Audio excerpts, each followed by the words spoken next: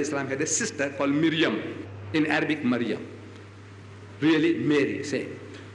Jesus had a mother called Mary, in Arabic Maryam, in Hebrew Miriam, say. But your Prophet didn't know the difference between this Maryam and that Maryam. Ukhta Harun, sister of Harun, and Harun lived some 1,300 years before Jesus. That Maryam lived 1,300 years before this Maryam, and your Prophet is confused. He didn't know the difference between this Maryam and that Maryam. He's ignorant. That's the charge. That's the charge. What's the explanation? So we say, look, no, this is a respectful way of putting that, look, your father was a good man, you come from such a noble family of the prophets of the Bani Israel, you descended from there, and now how can you bring this child without a husband? And the Muslim will accept. What I'm telling you, you'll accept. Listen, you come from such a noble family of the prophets of Bani Israel. Your father was a good man, your mother was a good woman, and how you bring this bastard child? That's the charge. So as that they're trying to say you come from a noble ancestry, noble family, prophetic family. You all accept. But the Christian says, no, no, no, no, no. Your prophet didn't know the difference. Because he doesn't want to listen to your reason, to your logic. Your prophet didn't know the difference. He was ignorant. How do you answer that? So another thing is thrown at me. I say, it's very easy. You know, the answer to your problem is in your book. I say, it's in your book. Where? As the first book of the New Testament. Gospel of St. Matthew. First book. Chapter 1, verse 1. Can you forget that? 1, 1, 1. You know, when you have 3 aces in a game of cards, you are a sure winner. Book 1, chapter 1, verse 1. The answer is there. To your problem is there. So what does it say? It says, this is the genealogy of Jesus Christ. That's what it says. I'm reading it. To him, to the Christian. This is the genealogy, the ancestry of Jesus Christ. The son of Abraham, the son of David. Right? He said, right.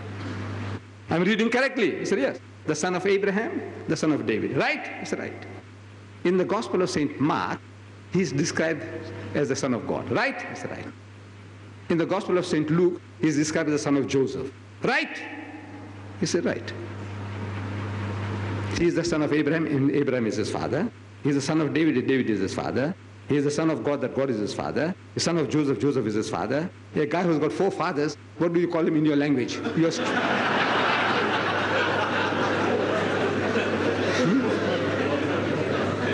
what do you call him? In your street language, what do you call that guy who's got 4 fathers?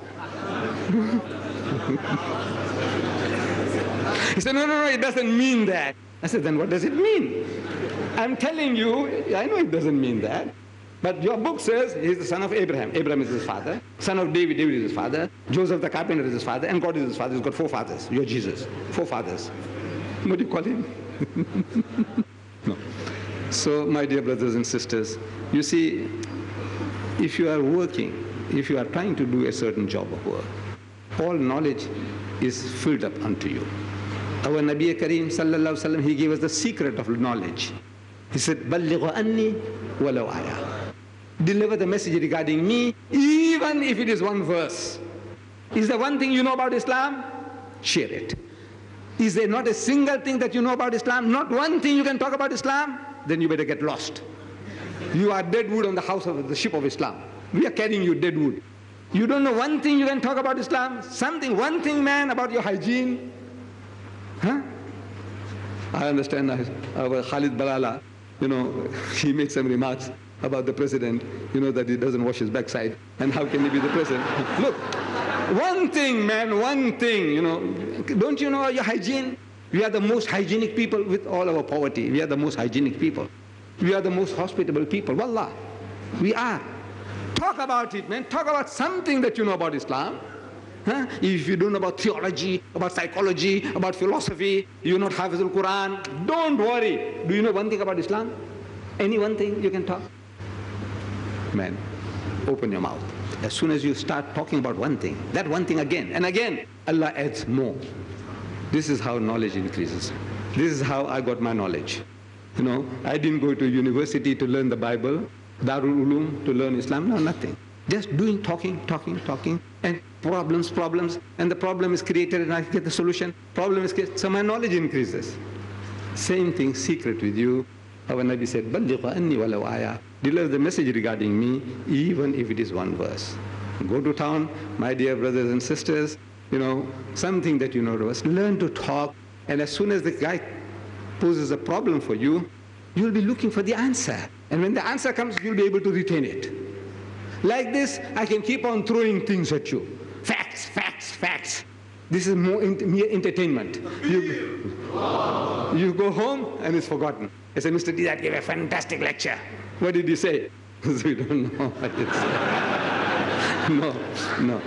Just one thing, pick it up and go to town. The Christian, he hasn't got a leg to stand upon. Adam and Eve eat the apple and we all go to hell for that. And that guy is getting converts. And we're not getting converts with the Quran. Simply because we are not talking. Jazakallah for this opportunity. Wa akhiru da'wana alhamdulillah.